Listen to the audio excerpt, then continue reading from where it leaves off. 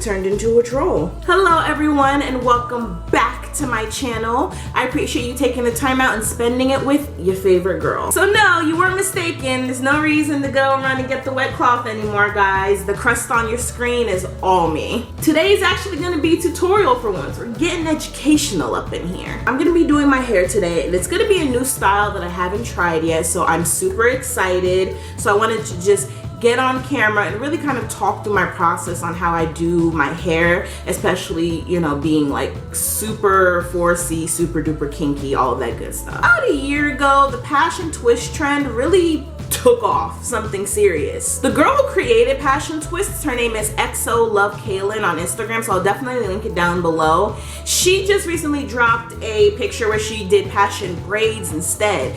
And that is right up my alley. I love braids. They're my favorite protective style. So I'm gonna try them out today and I'm just gonna show you my process. Today I'm gonna be using the water wave from the Free Tress brand in the color 2, and I got it extra long. Free Tress, in my personal opinion, has the best water wave hair if you're trying to do passion twists, because other brands tend to be bouncier, so when you're done twisting they spring back up. Free Tress definitely maintains all of the length while still keeping the same curl pattern you need to do a passion twist, so I use them and I don't like anybody else. So I've already prepped my hair. I washed and conditioned it last night. This is the conditioner I always add to my deep conditioning step right before I do a protective style. It helps soften the hair but also smooth down the hair cuticle shaft, because the biggest issue with 4C hair is the frizz and the poof. So doing a treatment like this kind of takes away from it a little bit without having to go the extra step of straightening your hair. I'm big on not using heat on my hair, so the night before I'll just throw it in some cornrows to stretch it out instead. Yes, I know they're uneven, mind your business. So I'm just going to take these down so we can get started. Be right back. I thought I couldn't get any more attractive than I was earlier. Boy, was I wrong. I already moisturized my hair last night, but I'm going to add some Jamaican black castor oil to my hair now, just because it helps protect your hair from the gel that you're going to be putting on top of it, and just another little added layer of moisture. As I said earlier, the biggest issue with 4C hair that you run into is frizz and poof, so I'm very big on layering the gels that I use depending on what style I'm doing. So for today, on my roots, I'm going to be using this control paste from Curls, and then our tried and true Shine and Jam. And then on the rest of the hair, it's just gonna be good old-fashioned Eco Styler. I'll go a bit more into detail about different gels and why you should use them for different things depending on your curl pattern, but for now let's just get into the braiding. It's like way easy for me to do this part on camera because I don't use a mirror to do the back of my head. I've been doing my own hair for so long that it's kind of just come second nature to me, and if the back is crooked I don't really care. So I go in with the control paste first just to define the part, because the control paste is oil based, right? So it helps keep my hair moisturized while it's in the style, while also giving me that hold, kind of like an edge control wheel. Now that I have the first section that I'm gonna work on, I'm just gonna take the Shine and Jam and put it all over the root, because the Shine and Jam, it really gives you what you need. And then finally, I'll take the Eco Styler on the ends just to kind of help my hair revert back ever so slightly, and I'll explain why in a second. So the reason that I use different gels when I'm doing a style is because different gels kind of have different purposes. You have the water-based gels and the oil-based gels. The oil-based ones are normally for like your edges or things like that, like the control paste, the cream of natures, things like that, where it gives you hold without drying your hair out. Water-based gels have different water content in them, so that will determine how much it'll make your hair revert back. Gels like the Eco Styler have a higher water content, while gels like Shine and Jam have a lower water content. If I am doing box braids with just straight hair, then I will use the Shine and Jam only because it keeps my hair straight. I don't have to worry about the curls reverting back. However, for a style like this where the hair is more curly, the Eco Styler comes in handy because it helps my hair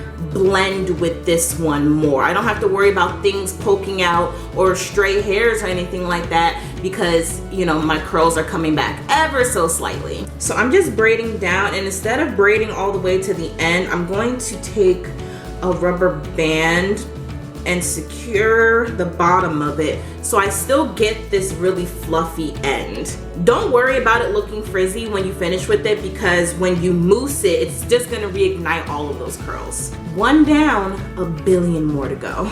I'm braiding it into my head like normal, but you can definitely use the rubber band method for this, but I prefer the anchor braid method. If you don't know, the anchor braid method basically follows the exact same rules of the rubber band method, but instead of using a rubber band to secure the hair, you are braiding your hair and taking a crochet hook to loop the hair underneath. I prefer the anchor braid method for two reasons. One, you're not damaging your hair. I don't care if you use the clear rubber bands, silky rubber bands, whatever, what have you. That tension at your scalp is definitely gonna cause you problems in the long run. The anchor braid method also keeps the roots smoother, longer. You don't have to worry about the rubber band shifting and bringing the whole braid down because it's not gonna get through that braid, you understand? Basically, you just take your section of hair and then braid it down and then go in with your crochet hook, loop the hair underneath, and then braid like normal. If you search anchor braid on YouTube, you'll definitely find out what I'm talking about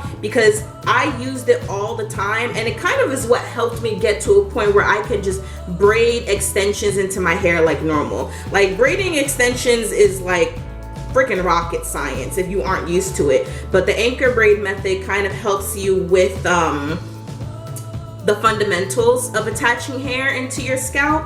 So I would definitely start there if that is what you are looking to do in the long run. Also, if you just see me looking into the distance for no reason, I swear I'm not looking at a ghost, I'm visualizing. So that requires me to have fish eyes for like half a second. I've been doing my own hair for about 5 years now. I mentioned before that I live in an area where there's more deer than there are black people, which means that there are no black hair products and no hair braiders. I actually found a lady who lived up here who braided hair. She was African as well. And anybody who's ever had their hair braided by an African knows that that is just death for your scalp. But homegirl was extremely good at what she did. Let me tell you something. The first time I went to her, I had a mohawk, right? And at the time of the first appointment, there was maybe like an inch of growth, and anybody who braids hair knows that you're not doing it. Not sis, because she was doing my hair and I thought she was only gonna put it in the middle because I was trying to grow out the mohawk. And I go to scratch where I think there's a mohawk and there are braids there, bro. I was so shook, she put braids in my 1 inch of hair growth. Because one thing about African braiders is that if there is hair, they will grip it and they will put a braid there. They could braid their eyebrows if they wanted to. I was like, oh, I'm going to you. I recommended her to literally everybody in my life.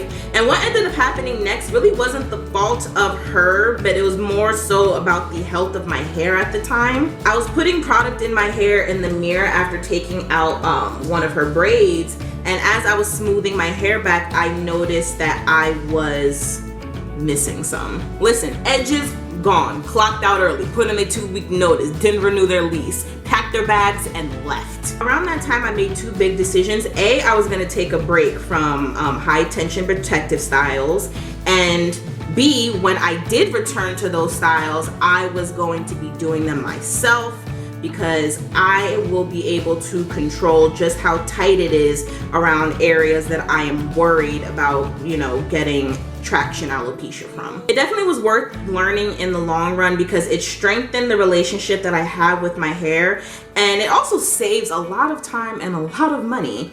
So, you know, in the middle of quarantine, you might as well learn how to do your hair. For the back of my head, I only use 2 strands of the hair because the hair is thinner back there. Probably when I'm moving more forward, I'll add in another strand. You want to be very careful with this hair if you're planning on using it for the braids. Like, every rotation, make sure you are separating that strand. So it's kind of like 1, 2, separate the strand from the rest, because if you don't, you are going to get a knot at the bottom of it that will be undetangleable, believe me.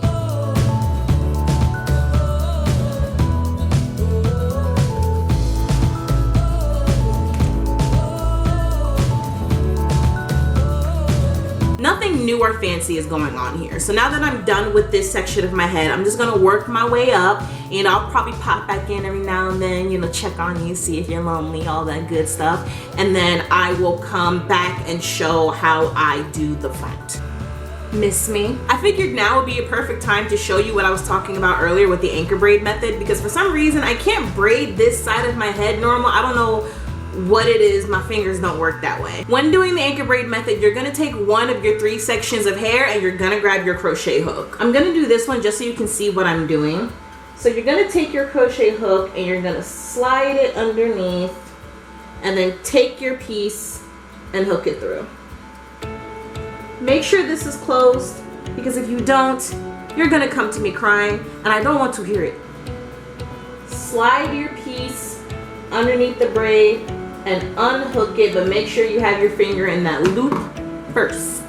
Then just pull one of the legs through. All you have to do now is take your other 2 sections of the hair and just braid.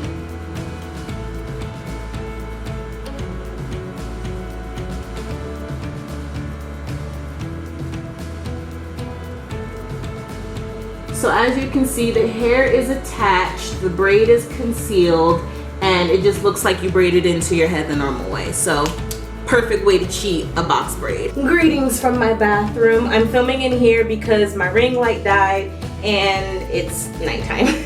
We've reached the 3/4 point. I really don't have much left.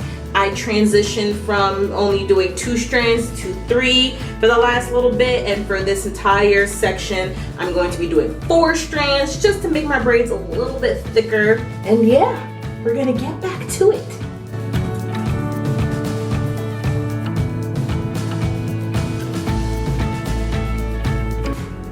It's tomorrow. After several seasons of Avatar and The Office, I have completed braiding. There's definitely some finishing touches that still need to happen, but this is just what it looks like for right now. I hope you can see, but I have like tons of volume from the hair down here. So we're gonna mousse it and take care of that. There's a lot of hair there, so I'm gonna be moussing it in sections. And I'm gonna use this one from OGX. This is the coconut curls. And I like it because it's creamy and it smells good. And then for my roots and the rest of the hair, I'm gonna be using a different mousse. This is the Jane Carter Solution Wrap and Roll. And this is just kind of like a setting lotion. So I'm just gonna add that to the roots just to increase the longevity of the style. So I'm just gonna trim and do some final touches off camera, and then I'm gonna hop back on and show you the final look.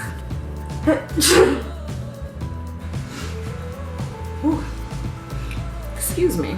Finally, we are completed. This is the final look. I actually went back in and ended up braiding the ends just a little bit lower because I felt like there was too much fluff for my liking. When I first finished this style, I didn't like it.